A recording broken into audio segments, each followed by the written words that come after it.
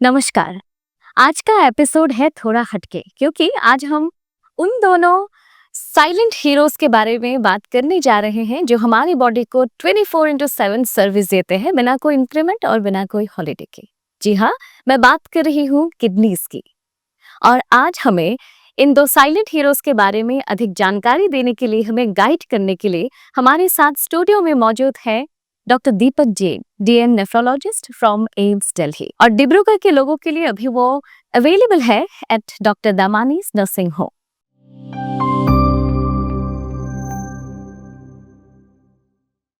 Sir, आपका बहुत बहुत स्वागत करती हूँ। Welcome to our show. Good morning, धन्यवाद, थैंक यू सो मच।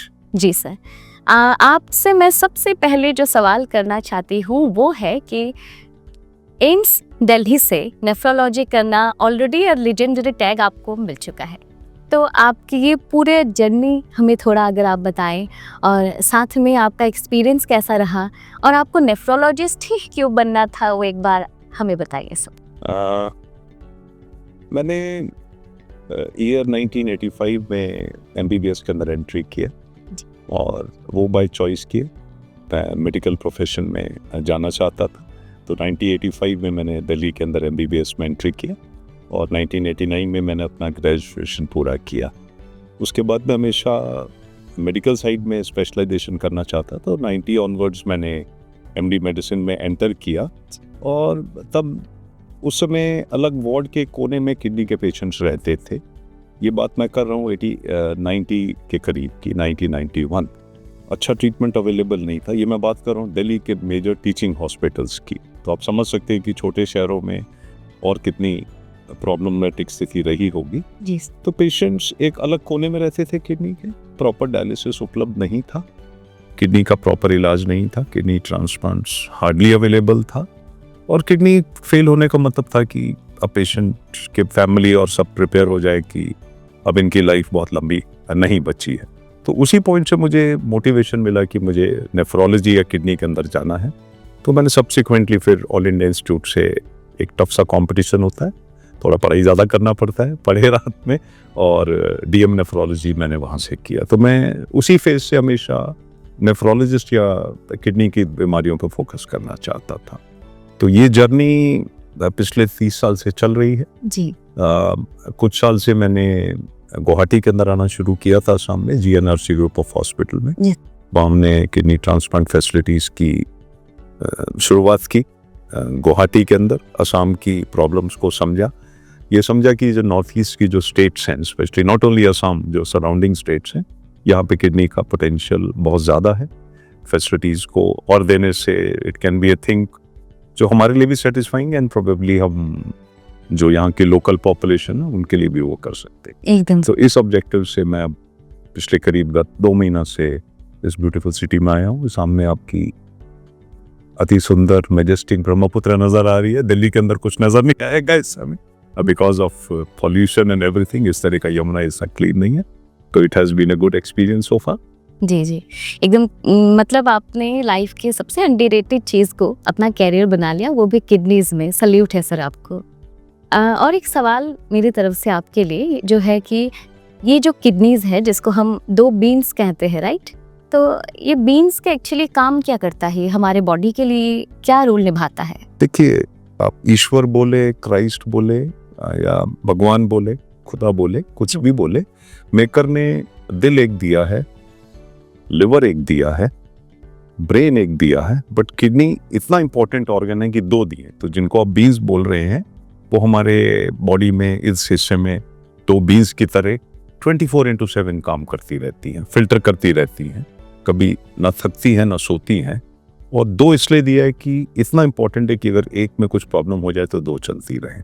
तो ये बॉडी के सिस्टम को मेंटेन करने के लिए, बॉडी के बैलेंस को मेंटेन करने के लिए, बॉडी की सारी गंदगी को बाहर फेंकने के लिए, ये जो बीन्स आप बोल रहे हैं जो करीब 250 to 300 ग्राम्स ईच होता है, ये बहुत ही वाइटल ऑर्गन्स हैं, one of the most important organs जो बॉडी में, इसलिए 2 दिया है नेचर ने। तो ये बीन्स, जैसा मैंने बोला, ये 2 बॉडी में, पेट के नीचे के हिस्से में बाय बर्थ ये 2 होती हैं और ये इनका जो मेन काम है वो कांस्टेंट 24 घंटा में हमारे ब्लड को फिल्टर करना है। फिल्टर करना मतलब उसको छलनी की तरह साफ करके यूरिन के रास्ते सारी गंदगी को वो बाहर फेंकते हैं, ये इनका मेन काम है।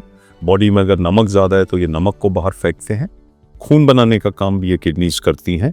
ब्लड प्रेशर बनाने का काम, कंट्रोल करने का काम ये करती हैं। हड्डियों की ताकत, विटामिन मेंटेन करना, बॉडी के एनर्जी लेवल, बॉडी में कितना फ्लूइड है, ये सारी चीज़ें ये किडनी मेंटेन करती हैं। तो ये अगर ये किडनी डैमेज हो जाती है, ये इनमें परेशानी होती है, तो सारे बॉडी का सिस्टम बिगड़ सकता है। तो एक तरीके से मैं ये बात इसलिए नहीं कह रहा हूँ कि मैं किडनी स्पेशलिस्ट हूँ, पर शायद ये सबसे इम्पॉर्टेंट मास्टर ऑर्गन है जो बॉडी की एक्टिविटीज़ को राउंड द क्लॉक बहुत तरह से रेगुलेट करते हैं। जी सर, यानी कि पूरा एक हाउसकीपर की तरह है बॉडी में ना, वो पूरा साफ बहुत करने एफिशिएंट का। हाउसकीपर की तरह है। एकदम और 2 हाउसकीपर हैं जो मिलके आपस में लड़ाई नहीं करते, मिलके एज ए ग्रुप काम करते हैं ये। जी सर, हमारे पास बैकअप भी होता है कि हाँ, backup। 2 है, जी हाँ। यानी कि जी सर।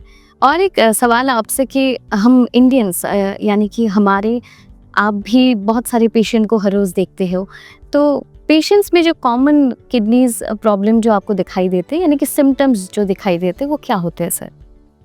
देखिए, ये जिसको आज के ज़माने में हम लाइफस्टाइल डिसऑर्डर बोलते हैं। Lifestyle means fast food, lack of exercise, खाने के अंदर प्रॉपर प्रिकॉशन ना देना, ओवरवेट हो जाना, राइट, उसके रहते शुगर या ब्लड प्रेशर दबाना, ये एक मेजर कारण रहते हैं जो किडनी को क्षतिग्रस्त करते हैं, किडनी को डैमेज करते हैं। जी। अब इसके अंदर नॉर्मली क्योंकि 2 ये हाउसकीपर्स हैं, तो जब तक 2 हाउसकीपर्स मिलके काम करना बहुत खराब ना कर दें तो इसके सिम्टम्स नहीं आते हैं। किडनी के प्रॉब्लम के सिम्टम्स बहुत लेट आते हैं। अगर किसी को शुगर है, बीपी है, ओवरवेट है, तो उसको ध्यान रखना है, पहले ही कॉशियस रहना है कि मैं एट रिस्क हूँ। और शुरुआत में सिर्फ थोड़ा थकान हो रहा है, शाम में बैठे हैं तो थोड़ा बॉडी में सूजन आ रहा है, भूख ना लगना, कमज़ोरी आना, लैक ऑफ एनर्जी, थोड़ा बहुत पेशाब में जलन होना, ये बड़े सॉफ्ट सिम्टम्स होते हैं जिसको बहुत बार लोग इग्नोर कर देते हैं कि ये हो सकता है थोड़ा बहुत हमें वीकनेस महसूस हो रहा है, टेस्ट नहीं कराते। इस तरह से ये शुरुआत होती है उसके अंदर।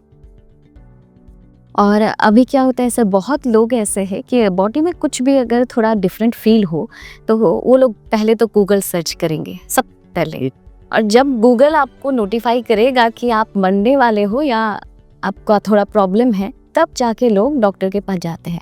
और डॉक्टर के पास जाने से भी पहले वो लोग करेंगे होम रेमेडीज़। तो आपको क्या लगता है सर, ये होम रेमेडीज़ या ये ऑनलाइन नेट वगैरह सर्च करने से अच्छा कि डॉक्टर के पास डायरेक्टली जाना ठीक है? गूगल, जब हम गूगल सर्च करते हैं और एक लोकेशन सर्च करते हैं जी, तो लास्ट माइल कनेक्टिविटी में कई बार हमें परेशानी होती है। एकदम सही। हम गूगल हमें डायरेक्ट कर देता है कि हमें डिब्रूगढ़ में फॉर एग्जांपल कहीं भी जाना है, बट एग्जैक्ट कहाँ पहुँचना है कई बार गूगल के रहते उसमें परेशानी होती है, अब घूम जाते हैं। तो आज के टाइम में हम दिल्ली में भी ये प्रैक्टिस करते हैं क्योंकि मरीज जागरूक है। हम डेफिनेटली चाहते हैं कि वो अपना अवेयरनेस गूगल वगैरह या अपना ऑनलाइन चीज़ों से अवेयरनेस ले। That is a good thing. Patient की अवेयरनेस, उसको जानकारी कि क्या हो रहा है दुनिया में, क्या हो रहा है, ये एक अच्छी चीज़ है क्योंकि अवेयर एजुकेटेड पेशेंट हमेशा ज़्यादा अच्छा है।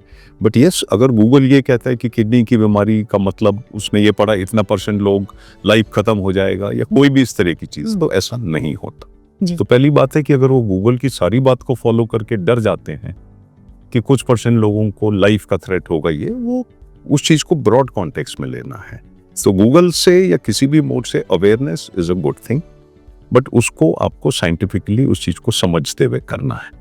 उसी तरह से अगर गूगल के साथ साथ उनको ऐसा कोई इंफॉर्मेशन कॉन्सेप्ट है कि हमें आयुर्वेदिक मेडिसिन या जो वो पूछना चाह रहे हैं, तो ये बात समझनी पड़ेगी कि उनका हार्म ज़्यादा है और कोई भी अच्छा मेडिकल प्रोफेशनल उस चीज़ को सजेस्ट नहीं करेगा। तो yes, information, education is important, awareness is important, but उसके बाद जैसे हमें अपना विजडम राइट लोगों से बात करके उस चीज़ को, उस एक्सपीरियंस को क्वेश्चंस पूछ के एक राइट पाथ लेना आई थिंक बेटर रहेगा। जी सर।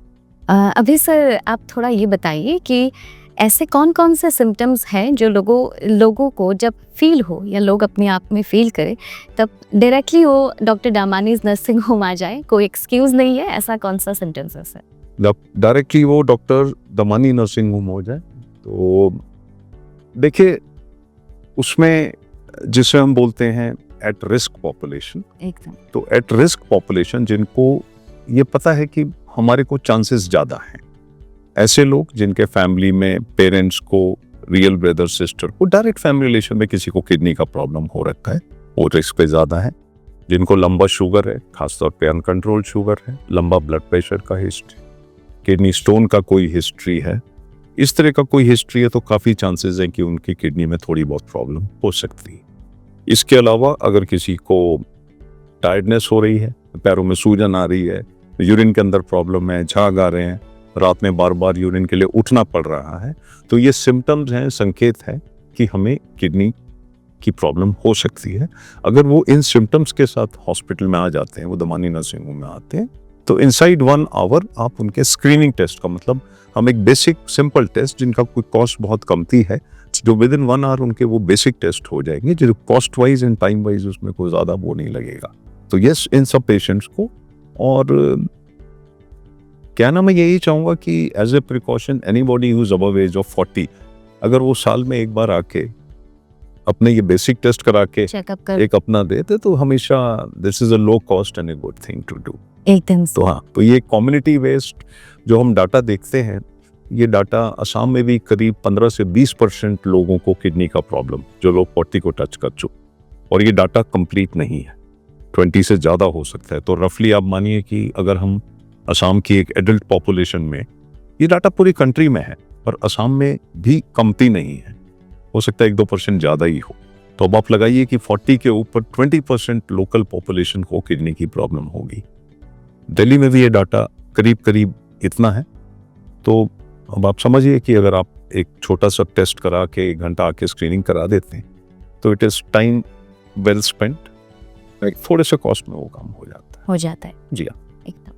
तो मैं सारी जनता से अपील करना चाहूँगी, स्पेशली डिब्रूगढ़ के लोगों के लिए हमारी ये दिल से अपील है कि अगर आपको अपने बॉडी में कुछ चेंज नज़र आ रहा है, कुछ अगर आप प्रॉब्लम फील कर रहे हो, या पेशाब में आपका फोम जैसा कुछ भी आपको दिखाई दे, थोड़ा दर्द महसूस हो, तो आप अपने नियरेस्ट जो नेफ्रोलॉजिस्ट है उनको कांटेक्ट कीजिए, आप डॉक्टर के साथ इमीडिएटली जुड़िए, और डॉक्टर दामानीज नर्सिंग होम के दरवाजे आपके लिए हमेशा खुले हैं। जी सर, और एक चीज़ मैं आपसे पूछना चाहूँगी जी, एकदम सिंपल गोल्डन टिप्स जो कॉमन लोग भी आसानी से समझ सके कि क्या करने से हम प्योरली अपने बॉडी को थोड़ा रिलैक्स फील करवा सके, स्पेशली किडनीज के लिए। ओके, जी तो जैसा मैंने पहले मेंशन किया, स्पेशली अगर आपको फैमिली हिस्ट्री है, जी दोनों पेरेंट्स में किसी को शुगर है, खास तौर पे अगर दोनों पेशेंट्स को डायबिटीज है, तो डेफिनेटली आपको अपना शुगर का वैल्यू बीच बीच में चेक कराना चाहिए। तो आपको ये मेक श्योर करना है कि आपका शुगर, अगर या तो आपको शुगर की कोई डायरेक्ट हिस्ट्री है या कोई भी प्रॉब्लम है, तो आपका शुगर अंडर कंट्रोल होना चाहिए। ये छोटा सा टेस्ट है, बहुत इजीली हो जाता है, घर में भी मीटर से हो जाता है, वो ज़्यादा उसमें कुछ नहीं है। ब्लड प्रेशर आपका ठीक रहना चाहिए, आप ओवरवेट नहीं होने चाहिए। आजकल इवन स्कूल गोइंग पॉपुलेशन, ये मैं दिल्ली की बात कर रहा हूँ, तो आई थिंक हमारे देश में, भारतवर्ष में, अगर कोई प्रॉब्लम दिल्ली में है, तो एटलीस्ट कुछ ना कुछ % ये प्रॉब्लम नॉर्थ ईस्ट में भी होगी, मे भी इतना ज़्यादा नहीं दिल्ली जितना। तो आपको अपना बॉडी वेट कंट्रोल, अपना शुगर, बीपी, इस चीज़ को करते हुए एक हेल्दी लाइफस्टाइल, इसमें स्मोकिंग का रोल बहुत ख़राब होता है। तो स्मोकिंग ऑलमोस्ट 0 या नील बराबर रहे, that will go a long way in controlling a healthy lifestyle. Some bit of meditation और yoga for a complete holistic life. और साल में अगर आप एक बार थोड़ा सा टाइम निकाल के एक सिंपल, ज़्यादा कोई टेस्ट नहीं, सिर्फ एक यूरिन सैंपल दे दीजिए, जो हमें ऑलमोस्ट 90% बता देगा कि किडनी की कोई प्रॉब्लम है या नहीं। जस्ट यूरिन टेस्ट, सिंपल एक आपको यूरिन टेस्ट देना है, जिसमें कोई ना कॉस्ट है, ना कोई आपको नीडल प्रिक हो रहा है। That will go us a long way in telling us कि आप बेसिकली आपका खुद के प्रति और towards the society and family आपकी रिस्पॉन्सिबिलिटी या फिटनेस रहना, ताकि उसमें अदरवाइज सभी लोग परेशान होंगे आप। जी सर।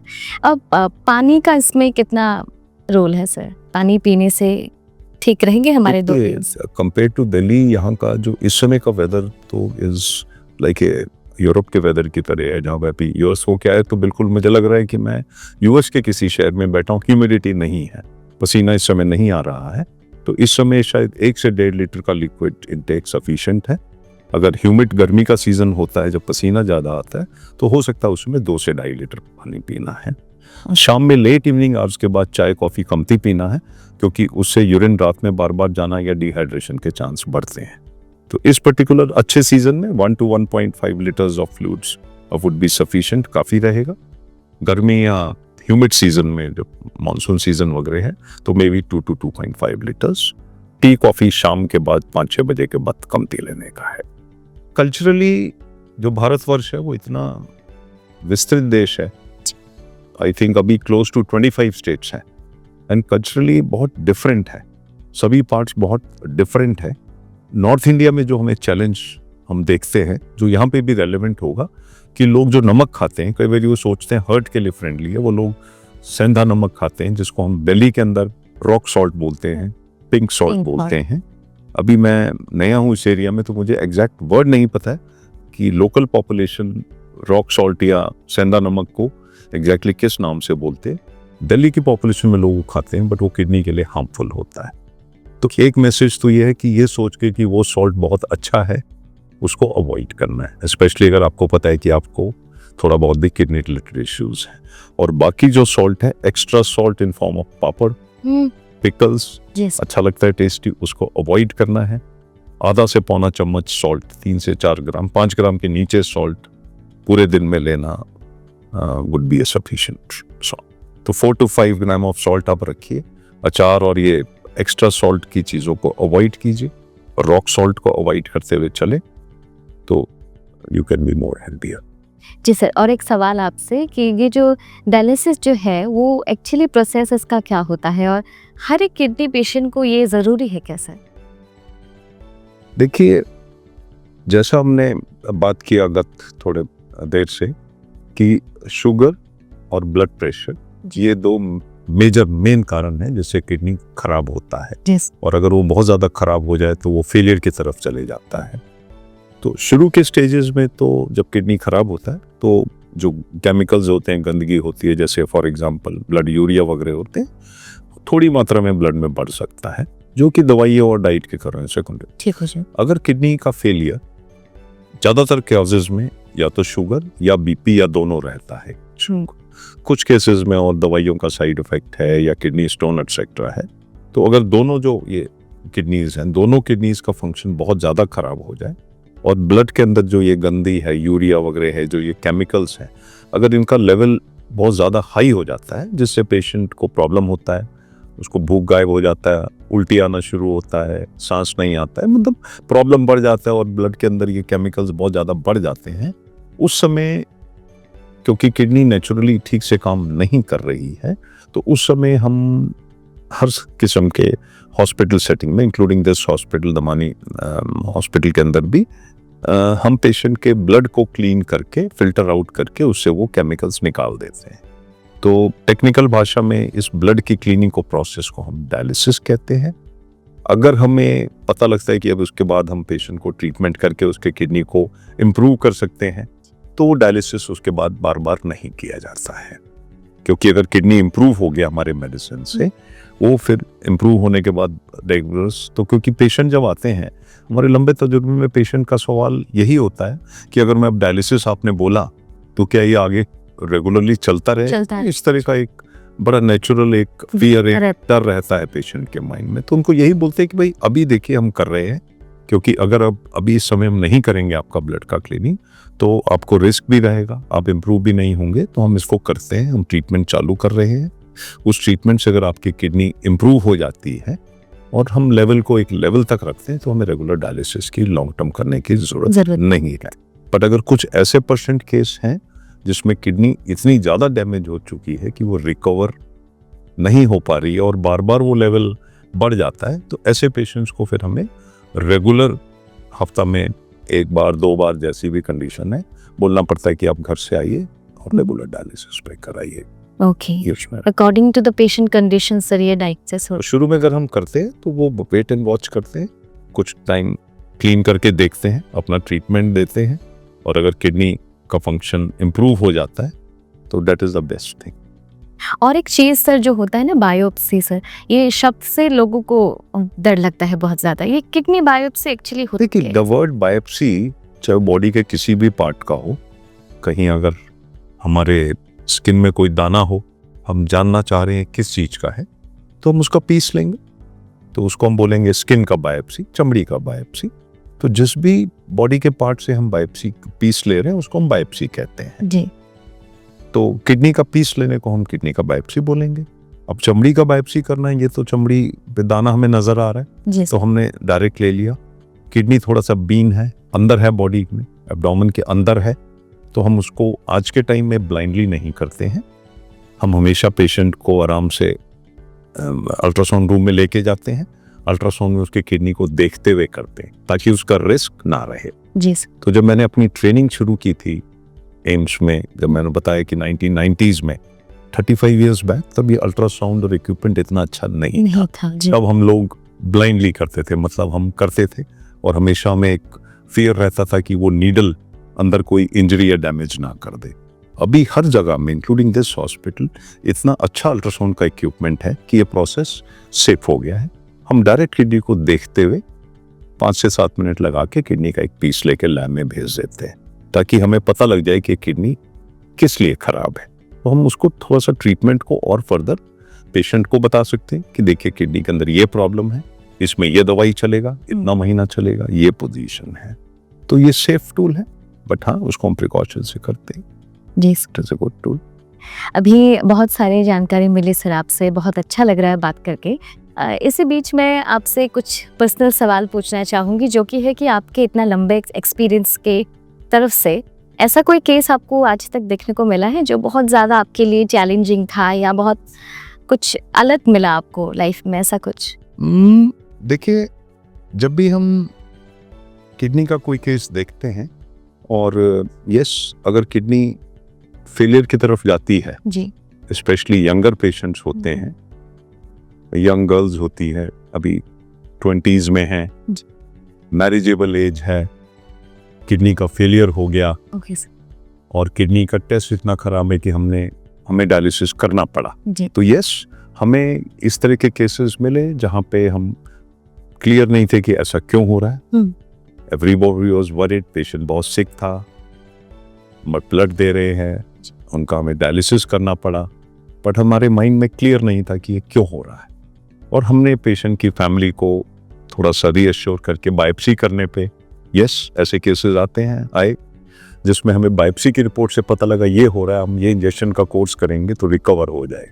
तो यस ये हमारे लिए एक as a kidney doctor specially जो मुझे याद पड़ते हैं यंग पेशेंट्स, अनफॉर्चुनेटली वो जो बीमारी जो जिस तरह की मैं बात कर रहा हूँ वो गर्ल्स में ज़्यादा होती है, मतलब लेडीज़ में ज़्यादा होती है, मेल्स में कमती होती है। तो यस पिछले 30 साल में भाई याद पड़ता है, नाम से याद पड़ता है कि भाई हमें डायलिसिस किया, हम भी पैनिक, पेशेंट बहुत सिक, और हमने जब बायोप्सी करके उनका देखा हमें पता लगा क्लू और हमने इंजेक्शन दिया तो वो टोटली रिकवर हो गया। हाँ, और बाद में ओवर द इयर्स जब वो कभी फॉलोअप पे आए तो अपना नॉर्मल वर्किंग है, उनका शादी हो गया, they have children of their own. तो yes that is very very satisfying.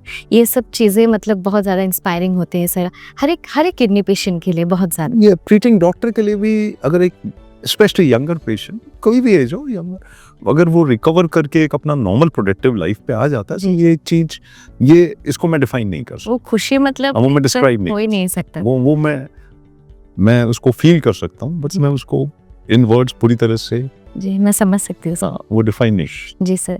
और एक चीज़ जो किडनीज पेशेंट होते हैं, स्पेशली अगर मैं बताऊं कि हमारे जो ये 2 बीन्स है, अगर अनफॉर्चुनेटली अगर दोनों खराब हो गए या दोनों डैमेज हो गए तो किडनी ट्रांसप्लांट ही एक ऑप्शन है कि कोई और रास्ता भी है सर? देखिए जैसे मैंने बताया कि अगर हमें थोड़ा भी परसेंटेज ऐसा लगता है कि हम क्लियर नहीं हो रहे हैं कि ये दोनों बीन्स क्यों काम नहीं कर रही है और मेरा पेशेंट का रिपोर्ट्स इतना खराब है कि मुझे डायलिसिस करना पड़ रहा है, अगर हमारे को एक प्रोफेशनल डाउट लगता है कि शायद कुछ ऐसा चल रहा है जो हम क्लियर नहीं है, तो अगर नीड भी तो हम बायोप्सी करके देख लेते हैं और उसे ट्रीटमेंट करते हैं। बट मान लीजिए आपने बायोप्सी भी करके देख लिया, डायलिसिस भी किया, और नेट कंक्लूजन उस पर्टिकुलर पेशेंट में आया कि नहीं, ये किडनी रिकवर नहीं होगी, और हम 100% श्योर हो गए। इफ नीड भी हमने बायोप्सी और हमने डायलिसिस पे डाला, और हमें ये चॉइस है कि भैया तो आप डायलिसिस कराइए या और कोई रास्ता बताइए। हम जान रहे हैं कि आयुर्वेदिक मेडिसिन वर्क नहीं करेगी। ऐसे केस में स्पेशली यंगर पेशेंट में हमेशा ये ऑप्शन रहता है कि आपकी किडनी हमने देखा, हमें लग रहा है ये रिवाइव नहीं होगी, या तो आपको रेगुलर डायलिसिस पे आना है, स्पेशली आप यंगर हो तो डेफिनेटली ऐसे में नया किडनी फिट करना, जिसे हम किडनी ट्रांसप्लांट कहते हैं, वो ऑप्शन हम करते हैं। और मुझे जो इस हॉस्पिटल ने all the way from Delhi लाए हैं, एक मेन जो पर्पस है कि इस हॉस्पिटल में आने वाले वीक्स के अंदर किडनी ट्रांसप्लांट शुरू किया जा रहा है। तो that is my area of experience. तो मुझे लाने का एक मेन पर्पस इस हॉस्पिटल का इस जोन में किडनी ट्रांसप्लांट को एग्रेसिवली स्टार्ट करना है। बहुत ही एक अच्छी न्यूज़ है सारे डिब्रूगढ़ और साथ ही साथ असम के लोगों इस लोन के लिए। जी जी एकदम। और एक सर, आज की जो यंग जनरेशन है वो अपनी हेल्थ को लेके, बॉडी को लेके बहुत ज़्यादा कॉन्शियस नज़र आते हैं। एक्चुअली जिम वगैरह जाते हैं बहुत ज़्यादा, और अपनी बॉडी की कॉन्शियसनेस के अलावा भी कुछ मतलब यंगर जनरेशन है जो थोड़ा सोशल मीडिया में थोड़ा फ्लेक्स करना, ये करना, वो सब चीज़ों के लिए वो लोग बिना सोचे कभी कभी बहुत हाई डाइट जो मेंटेन करते हैं, जो हाई प्रोटीन मेंटेन करते हैं, तो वो सब चीज़ें किडनीज के लिए रिस्की होते हैं। देखिए, ऐसा है कि दिल्ली के अंदर भी 2 या 3 महीने में हमारे पास कुछ केसेस आते हैं जिसमें जो लोग जिमिंग कर रहे हैं, स्पेशली मसल बिल्डिंग के लिए, वो एक्स्ट्रा बॉक्सेस लेते हैं, प्रोटीन के सप्लीमेंट करते हैं, और हमारे पास किडनी डैमेज के साथ आते हैं। तो उनके किडनी के टेस्ट गड़बड़ाते हैं, यूरिन के टेस्ट गड़बड़ होते हैं, और जब हम उनसे बात करना शुरू करते हैं तो पता लगा वो 10 to 12 एग्स खा रहे हैं डेली मिनिमम, दूध के अंदर डाल के भी खाते हैं, कैसे कैसे फॉर्मूले बताते हैं, और उसके अलावा वो जो प्रोटीन के डब्बे लेते हैं, तो वो अपने किडनीज को इतना ज़्यादा प्रोटीन से लोड कर देते हैं कि किडनी डैमेज हो जाता है। Yes, okay. तो जो भी लोग जिम वगैरह करते हैं तो उनको ये चीज़ ध्यान में रखना बहुत ज़रूरी है कि नहीं जिम करिए, दैट्स अ गुड थिंग, क्योंकि वो एक फील गुड फैक्टर है हेल्दी, बट उन्हें एक ट्रेंड इंसान के साथ अपना ये न्यूट्रिशनल काउंसलिंग रखना है। इस तरह से किडनी को ओवरलोड नहीं करना है। इसी तरह से इन पासिंग में, जैसे अगर किसी को वर्क स्टाइल से स्ट्रेस है, हेडेक हो रहा है, तो कुछ % ऑफ पीपल बहुत सारे पेन किलर्स को एडिक्ट हो जाते हैं। तो ये एक और दूसरा रिवर्सिबल अनफॉर्चुनेट कारण है, जहाँ पे regular constant use of stress related, कि वही उन्होंने कोई स्लीपिंग पिल्स ले लिया, रेगुलर पेन किलर्स का आदत पड़ गया, ड्यूरिंग वर्क ऑल्सो भी ले लिया, तो वो भी किडनी के लिए एक डैमेजिंग चीज़ है। तो pain killers also should be taken जब बहुत ही ज़्यादा ज़रूरी हो। ओके, ये हार्मफुल भी हो सकता है, बहुत ज़्यादा हार्मफुल होते हैं। Okay sir. और एक चीज़ सर, जो फिस्टुला होता है वो एग्जैक्टली होता क्या है सर? देखिए, अगर जब हमारे पास वो % ऑफ पेशेंट्स किडनी वाले आए जिनका दवाई चल रहा है, बट किडनी की जो रिपोर्ट्स हैं वो ख़राब हैं, और हमें रेगुलर बेसिस पे उनको घर से हॉस्पिटल में बुला के 3 घंटा 4 घंटे के लिए उनका ब्लड का वॉशिंग करना है, जिसको हम डायलिसिस कहते हैं, तो जो ये हाथ में फिस्टुला फिट होता है वो बहुत ही एक ईजी कंफर्टेबल रहता है पेशेंट के लिए, क्योंकि उसमें उसको कोई प्रॉब्लम नहीं है, नॉर्मल उसको अपना लाइफ जीने। जिस हाथ में फिस्टुला फिट है उसमें वो खाना खाना, कुछ लिखना, रूटीन सब कुछ कर सकता है, तो वो सेफ है, बहुत इजी है। इस हॉस्पिटल में हमने उस चीज़ को फर्दर इम्प्रोवाइज कर दिया है, रेगुलरली अवेलेबल है। तो जो पेशेंट्स रेगुलर डायलिसिस के लिए घर से आना है, उसके लिए वो फिस्टुला की फैसिलिटी इजी है। यहाँ के ऑपरेशन थिएटर्स को फर्दर इम्प्रूव कर दिया गया है, और ये फैसिलिटी को डे केयर बेसिस पे इंट्रोड्यूस कर दिया गया है। पेशेंट सुबह आके अपना मॉर्निंग में करा के दोपहर तक पेशेंट घर चले जाएगा। 2 से 3 हफ्ते में वो फिस्टुला रेडी हो जाता है, और फिर हम उसको यूज करना शुरू कर देते हैं। पेशेंट के लिए भी ये बहुत ज़्यादा मतलब सहायक होगा सर? बहुत सहायक होता है, और डायलिसिस जिसको करना है उसके लिए एक इजी और कंफर्टेबल ऑप्शन है। Okay sir. तो वो यहाँ पे उपलब्ध है, कोई दिक्कत नहीं है। जी sir. Sir it was an absolute pleasure, बहुत अच्छा लगा। आज बहुत इंसाइटफुल डिस्कशन हुआ जो कि बहुत ज़रूरत था, स्पेशली डिब्रूगढ़ में आप आए हो या डिब्रूगढ़ डॉक्टर डामानीज नर्सिंग होम में अभी किडनी ट्रांसप्लांट भी अभी शुरू होगा। ये जानकारी लोगों तक पहुंचना बहुत ज़रूरी था, जो आज आपने बहुत अच्छे से और बहुत डिस्क्राइब करके लोगों को समझाया, इसलिए मैं पुनः आपका बहुत बहुत शुक्रिया करना चाहूँगी। और दोस्तों, अगर आप अपनी किडनीज को सीरियसली लेते हो या कोई भी प्रॉब्लम फेस करते हो तो doctor Deepak Jain is available now at Dibrugarh doctor Damani's nursing home. तो आप किसी भी वक्त आके अपना शक और अपनी परेशानियां यहाँ आके सॉल्व कर सकते हो। तो आज के लिए बस इतना ही। लाइक करें, शेयर करें और पानी पीना बिल्कुल ना भूलें। तो मिलते हैं नेक्स्ट एपिसोड में, तब तक के लिए स्टे हाइड्रेटेड, स्टे हेल्दी।